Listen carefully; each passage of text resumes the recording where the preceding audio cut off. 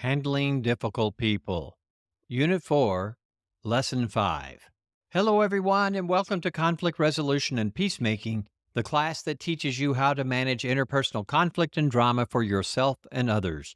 I'm your instructor, David Lowry. Welcome to this fifth lesson on the peacemaker's approach to difficult people. Thus far, we have examined the subject of challenging people with various traits and personality disorders.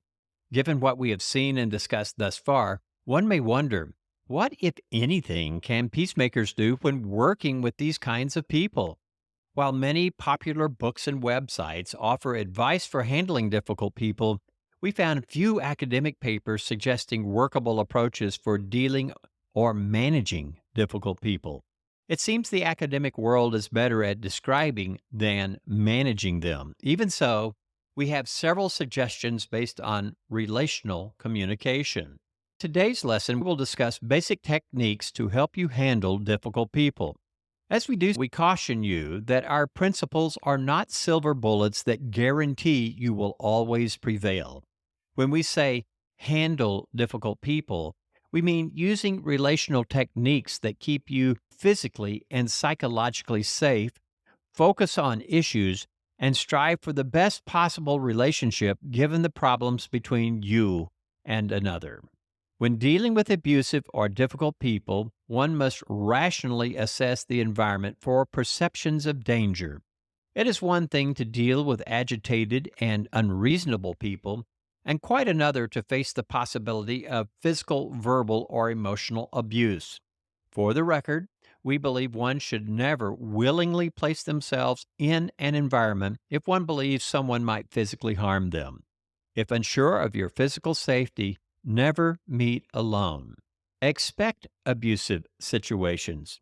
Even though we don't tolerate abuse, we must acknowledge that it does exist, and we shouldn't be overly surprised when it happens, though we may be disappointed. Truthfully, almost all people can be unkind and abusive, depending on the situation. It's part of the human condition. Just try to keep in mind that if people could skillfully handle their problems, there would be little need for peacemakers. Don't tolerate abuse. Even though we think knowledge of peacemaking is a powerful way to manage difficult situations, we don't recommend that people tolerate continual verbal or emotional abuse once they have done all they can. It's perfectly fine to set a boundary with an abusive person that you will end or delay further discussions until everyone is emotionally ready. If they don't comply, then follow through. Now, here's an example. One time during a phone call, a friend of mine became very agitated and began yelling and treating me unreasonably. In a calm voice, I said, "I have a rule that I don't allow people to yell at me. If you continue doing this, we'll have to talk later." When he didn't comply, I hung up. I was not angry, but I did my best to set a healthy boundary. Later, he called back and apologized, and we worked on our problem together. Fortunately, I've only had to do this a few times. We don't believe it's healthy to send an implicit message that one is willing to tolerate abusive treatment. Keep it relational by using a direct approach. Now that we've discussed safety, let's go over a few principles of relational communication. The first principle is to use the direct approach. Most conflicts can be quickly resolved by going directly to the person we have a problem with instead of talking or complaining to others. Talking to others spreads pain and trouble. The direct approach is the respectful way. It allows ourselves and others to explain our actions before involving others. Encourage face to face resolutions. Though we all like to be good friends and lend support to others, it is best to encourage others to resolve conflicts face to face. Should someone come to you with a story or complaint about another, we encourage you to ask, "What did so and so say to you when you talked to them about this?" Try to set an expectation that others should try and make things better before sharing their problems. Power differences are a fact of life, and even here, we encourage the direct approach. Just because a person holds greater power is no reason to avoid a resolution conversation. It is possible to speak about concerns in a kind and respectful manner, even when there is a real difference in power. After expressing our concerns, we must understand that some people are unwilling to change. Still, all people must learn to be assertive and advocate for themselves. Standing in the gap. The second principle is what we call standing in the gap. This is the physical and mental composure one uses as one faces a difficult situation. If you recall our discussion of the slippery slope of conflict, difficult people often resort to the attack mode in this slope. In their frustration, they believe they can accomplish what they want by attacking and abusing others. Again, we remind everyone that we do not support approaches based on attacking or meeting force with force, nor do we support running away from a problem, which is denial. Between attack and denial lies a middle ground where we may all use approaches based on relational communication to address issues of concern. As you prepare to discuss your concerns, keep in mind your desire to utilize the cooperative methods found at the top of the slope. Minimize reactivity. Our third principle is minimizing reactivity. Standing in the gap minimizes reactivity by avoiding negative emotions about what people say and do. For most people, the dysfunctions presented by bullies, abusive people, passive aggressive individuals, and narcissistic personalities evoke emotional responses. It would be easy to get caught up in the drama. In many cases, this payoff is desired by those individuals. We must remember that difficult people often create drama because they doubt their ability to change or resolve difficult situations. This means the peacemaker must remain calm, mindful, and not lose composure. Instead, we model what we want by demonstrating with our body language that we are calm and collected. We lower the volume of our voices, and we place our hands behind our back if necessary to keep from gesturing.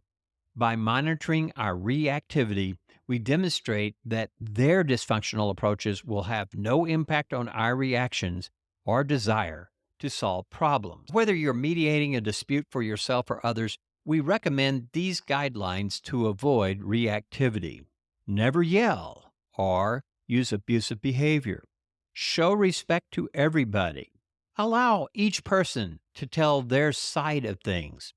Listen carefully to what others are saying, and don't interrupt others when they speak. Finally, accurately rephrase what others have said. Follow the guidelines to ensure the resolution process is not paused or rescheduled. Our fourth principle is to remember that victims are not the only people who need compassion. People who resort to dysfunctional behaviors need our concern as well. Though we can't approve of their behavior, we must never lose sight of how people change when they see a better way. Our systematic approach to avoiding reactivity while focusing on the issues at hand can be a model for future change. Focus on the problem. One of the best things people in conflict can do is remain focused on the problems at hand while ignoring inappropriate behaviors as much as possible. In other words, don't make the behavior of others the problem as you try to resolve a problem. Always bring the conversation back to the issue and seek solutions that should work for all. For instance, in some customer service jobs, such as an airline ticket agent, rude and angry behavior is encountered daily. When people's flights are canceled or delayed, customers may believe their aggressive behavior will get them what they want. The intelligent agent focuses on problem solving than emotions. The same is true in peacemaking. We focus on resolving the problem at hand. Give side to all voices in a conflict. A common thread among bullies, abusers, and personality disorders is that few effectively state their needs and concerns. Giving voice means the peacemakers helps each person present their side of a story, effectively communicates their concerns, and uncover any hidden needs that may need addressing. Though it may sound overly simple, this technique can be very effective when people know you will listen to their side of a conflict. Giving participants a voice is not the same thing as taking sides. It only means that we help people say what they believe needs to be said while we listen and consider their words. Make space for dissent. Peacemakers can help give a proper voice to bullies and abusers. Like everyone, abusers have a story to tell, even though they may not have stated their case rationally.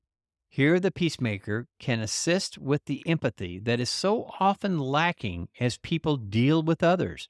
Peacemakers can also help these bullies and abusers state their needs in more objective and non evaluative terms so that others are not as easily offended and more likely to hear their concerns. In our discussion of the passive aggressive, we noted that, for whatever reason, these people often do not state their objections or concerns to others.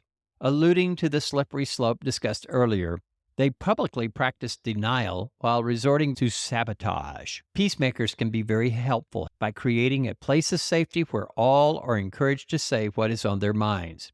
If we assist a passive aggressive in mediation, we may do this by being a firewall of protection between the passive aggressive and the perceived powerful person with whom they feel they cannot communicate.